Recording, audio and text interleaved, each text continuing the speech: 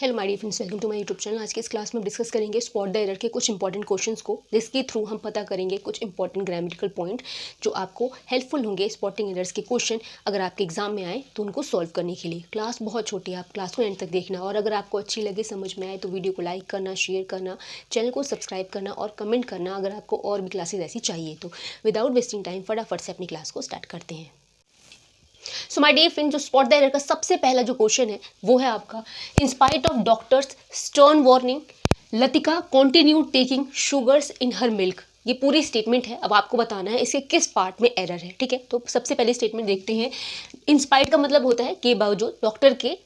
Stern word का मतलब होता है हार्श, या जिसको कड़ा बोलते हैं। डॉक्टर के साफ मना करने के बाद भी, आप इसको आसान भाषा में समझ सकते हो, लतिका ने कंटिन्यू रखा दूध में चीनी लेना। इस स्टेटमेंट का मतलब है। लेकिन अगर ग्रामेटिकली देखें, इस पूरे स्टेटमेंट में कहीं भी गलती नहीं है। In spite of doctors stern warning, कहीं ग्रामेटिकली एरर नहीं है। नेक्स्ट है लतिका कंटिन्यू टेकिंग, इसमें भी कोई एरर नहीं है। नेक्स्ट जो स्टेटमेंट है वो है आपका शुगर्स इन हर मिल्क।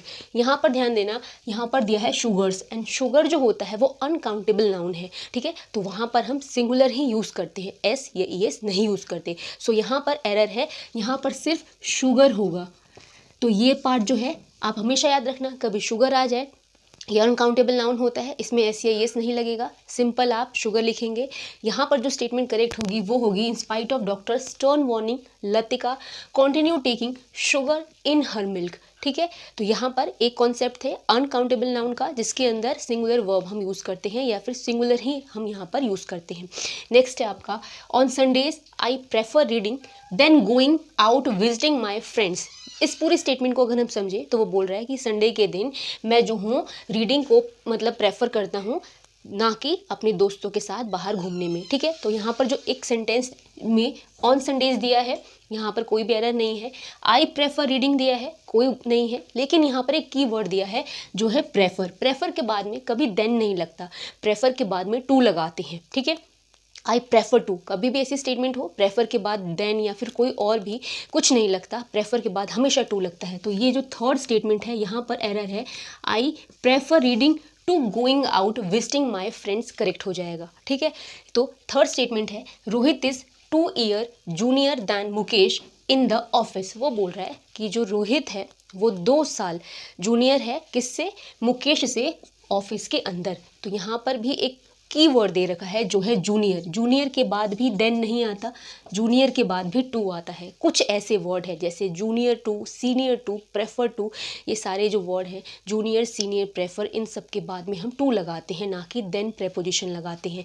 तो ये भी आप यहाँ पर कीवर्ड याद रखना। नेक्स्ट जो है वो है आपका, myself and Roshni will take care of the event on Sunday. यानी वो बोल रहे हैं कि मैं और रोशनी जो है, वो जो इवेंट हो रहा है संडे का, उसको हम देख रेख कर रहे हैं या फिर उसकी टेक केयर कर रहे हैं। तो यहाँ पर एक स्टेटमेंट दे रखा है माई सेल्फ एंड रोशनी। कभी भी आप याद रखना, कोई भी सेंटेंस हम स्टार्ट कर रहे हैं तो माई सेल्फ से नहीं करेंगे। किसी भी सेंटेंस में अगर मल्टीपल प्रोनाउन की बात हो रही है तो जो ऑर्डर हम फॉलो करते हैं वो 2, 3, 1 का करते हैं, यानी second person, third person and then first person. ठीक है, तो सेकंड पर्सन में यू आता है, ठीक है, थर्ड पर्सन में ही, शी, इट जैसे हम बोलते हैं, और फर्स्ट पर्सन में आई आता है।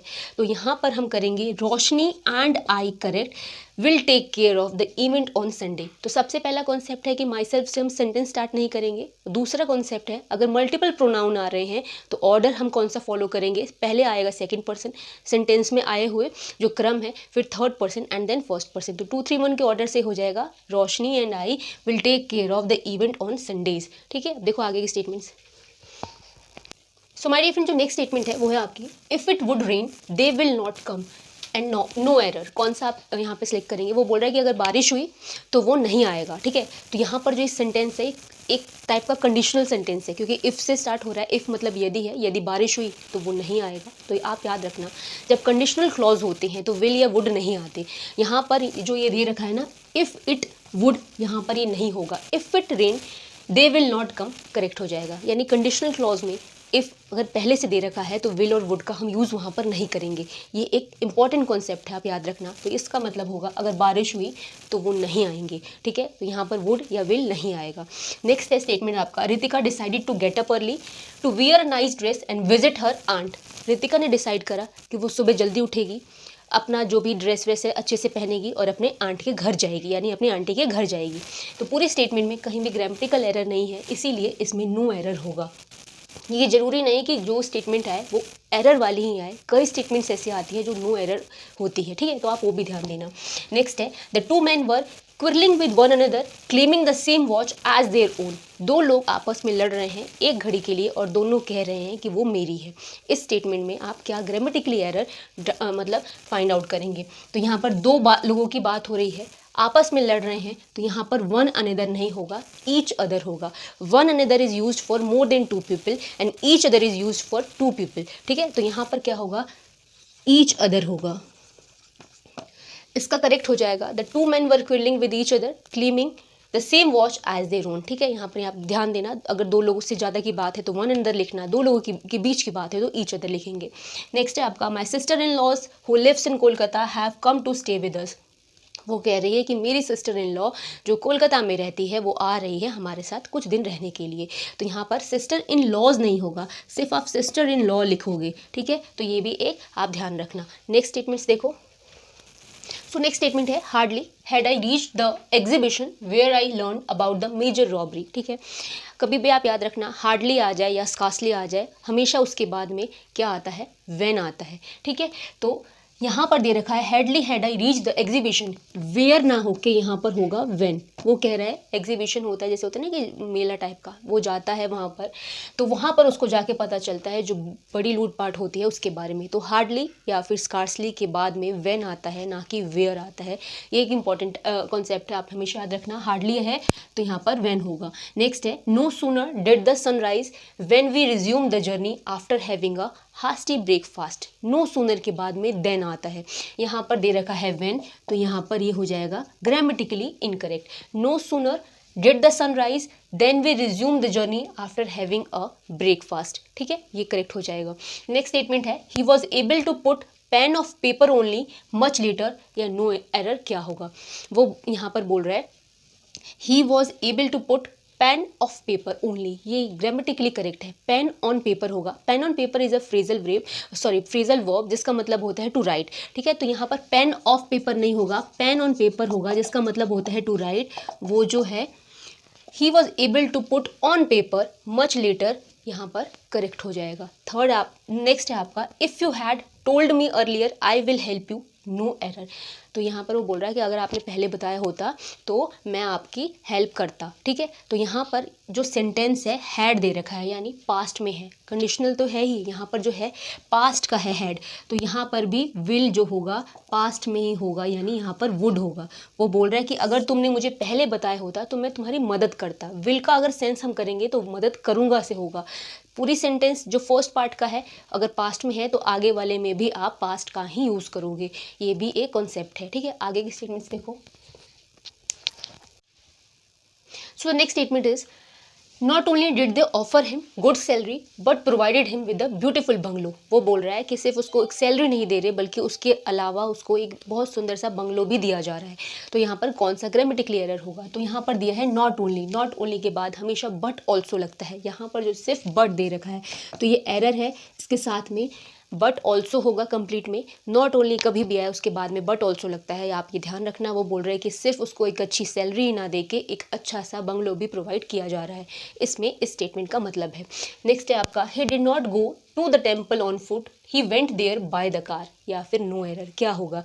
वो बोल रहा है कि वो मंदिर जो है पैदल नहीं जाता, वो वहाँ पर कैसे जाता है, कार के से जाता है। तो ही डिड नॉट गो, कोई भी एरर नहीं है। To the temple on foot भी नहीं है। He went there by the car दे रखा है, बाय कार का मतलब होगा मीन्स ऑफ ट्रांसपोर्ट, जिसको हम बोलते हैं यातायात का साधन, यानी कार के द्वारा। यहाँ पर द जो है वो सुपरफ्लुअस है, यानी द की कोई ज़रूरत नहीं है, ठीक है। By car, by scooter, by cycle आप कुछ भी लिख सकते हैं मीन्स ऑफ ट्रांसपोर्ट को शो करने के लिए। नेक्स्ट है आपका the reason Priya was late to meeting is because her flight was delayed. क्या होगा इसके अंदर एरर, आप हमेशा याद रखना किसी भी सेंटेंस में दो रीज़न शोइंग वर्ड एक साथ में हम यूज़ नहीं करते। रीज़न वो बता रहा है, फिर बिकॉज की कोई ज़रूरत नहीं है, यहाँ पर बिकॉज ना होगा, यहाँ पर होगा that use. The reason Priya was late to meeting is that her flight was delayed. वो बोल रहा है कि प्रिया मीटिंग में इसलिए लेट हुई क्योंकि उसकी जो फ्लाइट थी वो डिले थी या फिर देरी से थी। किसी भी सेंटेंस में रीज़न शोइंग दो वर्ड एक साथ में यूज़ नहीं होते। ये है आपका एक पॉइंट। नेक्स्ट है आपका my eldest son deals with spare parts and manages his bread and butter. Bread and butter मतलब अपना रोजी रोटी जिसको आप बोलते हैं। वो बोलता है कि जो मेरा बड़ा बेटा है वो किससे डील कर रहा है, वो स्पेयर पार्ट्स वगैरह बेचता है और अपनी रोजी रोटी कमाता है। तो डील्स इन होगा। डील्स इन एक फ्रेजल वर्ब है जिसका मतलब क्या होता है, to buy and sell a particular object या पर्टिकुलर थिंग, जो अपना धन कमाने के लिए कोई भी सामान का खरीदना बेचना। तो डील विद नहीं होगा। डील विद का मतलब निपटना होता है। फ्रेजल वर्ब मतलब जो आपने पढ़े होंगे उसके अकॉर्डिंग आप यहाँ पर अपना दिमाग लगा सकते हैं। डील इनका मतलब होता है टू बाय एंड सेल। ठीक है, तो यहाँ पर ये एक इसका पॉइंट हुआ। सो माय डियर फ्रेंड, ये बहुत छोटी सी क्लास थी आपकी स्पॉट द एरर की। अगर आपको क्लास अच्छी लगे, समझ में आए, तो मैं और क्लासेज ऐसी लेके आती रहूँगी। अभी इस क्लास को यहाँ पे फिनिश करते हैं, मिलेंगे हम अपनी नेक्स्ट क्लास में। तब तक के लिए थैंक्स फॉर वॉचिंग।